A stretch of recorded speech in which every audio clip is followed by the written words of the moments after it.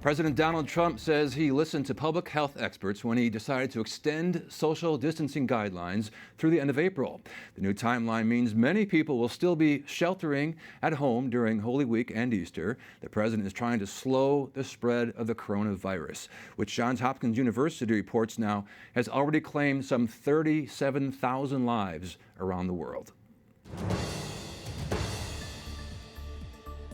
A symbol of hope arrives in New York City. The U.S. Navy ship Comfort will be treating non-coronavirus patients while hospitals treat people with COVID-19. Mayor Bill de Blasio says it's like an additional hospital just floated right up.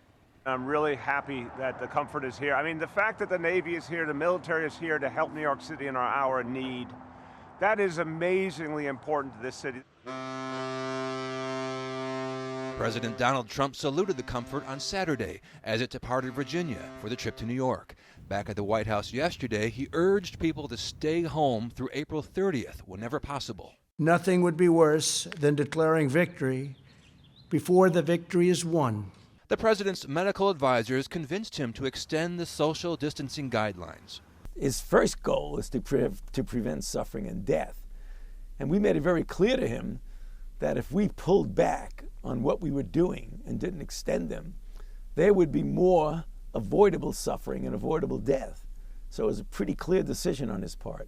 The intensive care unit at one hospital in Brooklyn is already at capacity.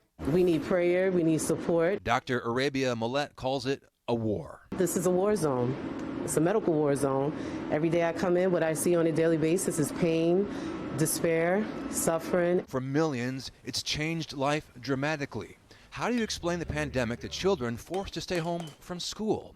I asked President Trump directly. What would you say to those kids right now, elementary school, middle school, high school? What would you tell them right now who are watching from home?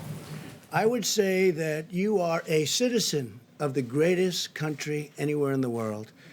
And we were attacked like nothing that's happened possibly since 1917, many, many years ago. We were attacked. And we're winning the battle, and we're going to win the war.